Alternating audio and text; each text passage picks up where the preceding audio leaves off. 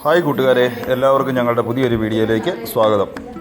അപ്പോൾ ഇന്ന് ഞങ്ങൾ കഴിഞ്ഞ ദിവസങ്ങളിൽ നിങ്ങളെ കാണിച്ച മാങ്ങയില്ലേ, ആ മാങ്ങയൊന്ന് പറിക്കാനായിട്ടുള്ള പരിപാടിയാണ്. പറിച്ചു, അത് വെച്ച് പുറത്ത് അവിടെ വെച്ച് ഞാൻ പഴുപ്പിച്ചു കേട്ടോ. ഈ കമ്പയിലാണ് അതുണ്ടായത്.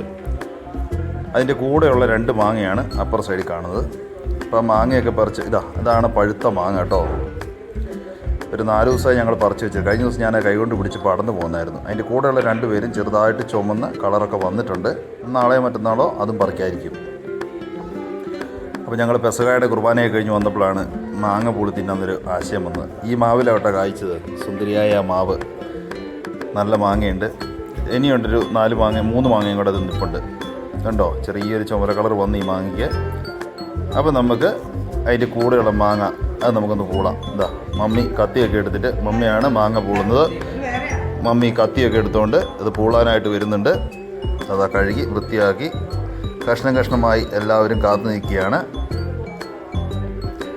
മാങ്ങപ്പൂളി ഓരോ കഷ്ണം മുറിച്ച് ഇടുകയാണ്. അച്ചായ കേട്ടോ പാത്രം പിടിച്ചേക്കുന്നത്. അച്ചാപ്പിയുടെ പാത്രത്തിലേക്കാണ് മുറിച്ചിടുന്നത്.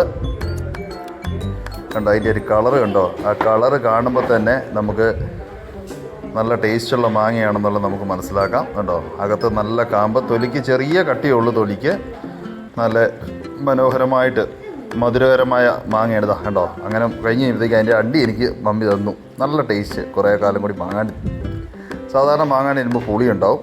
എന്തായാലും എല്ലാവർക്കും താങ്ക് യു.